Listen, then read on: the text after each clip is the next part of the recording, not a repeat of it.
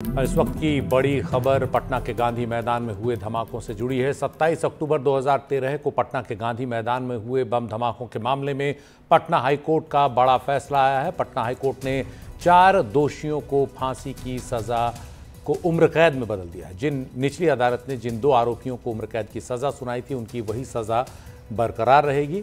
पटना के गांधी मैदान में 27 अक्टूबर 2013 को नरेंद्र मोदी की रैली के दौरान कई धमाके हुए थे।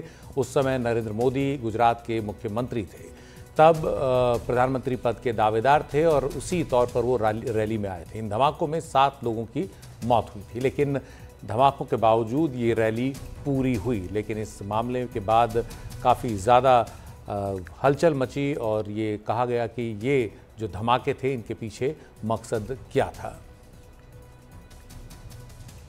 6 लोगों में 4 लोग को कैपिटल पनिशमेंट हुआ था, फांसी की सजा हुई थी, और 2 लोगों को लाइफ इम्प्रिजमेंट हुआ था।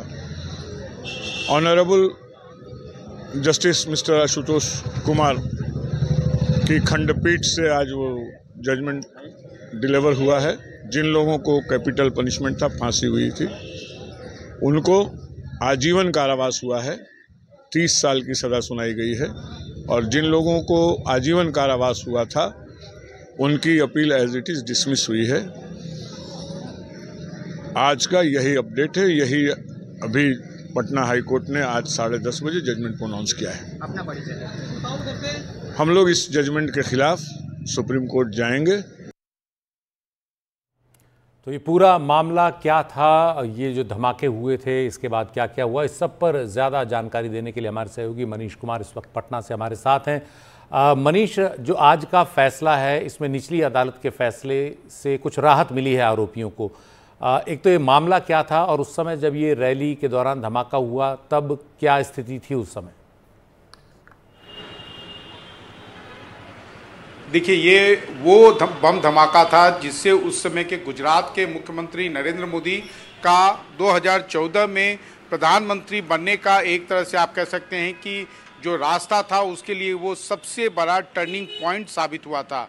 ये 27 अक्टूबर की सुबह में सबसे पहला ब्लास्ट जो है वो पटना रेलवे स्टेशन के एक टॉयलेट में हुआ था, और वहीं से जो एक पहला आरोपी था वो पकड़ा गया था, और उसकी निशानदेही पर उसके पास जो कुछ भी कागजात मिले थे या उससे जो पूछताछ हुई थी, उसके आधार पर जो है शाम होते होते जो है उस समय 3 से 4 और आरोपियों की गिरफ्तारी हुई थी।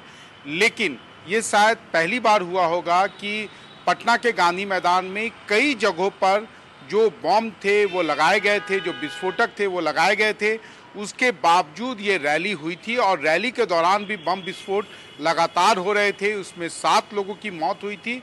और उसके बाद इस मामले की जांच ये एनआईए के द्वारा सबसे बड़ा उस समय का जांच था। और भले ही आज इस मामले के करीब 11 वर्ष हो गए हैं, लेकिन सुशील जी, पहले एनआईए की विशेष कोर्ट ने इन 6 लोगों को दोषी माना था, जिसमें 4 लोगों को फांसी की सजा दी गई थी और 2 लोगों को उम्र कैद की।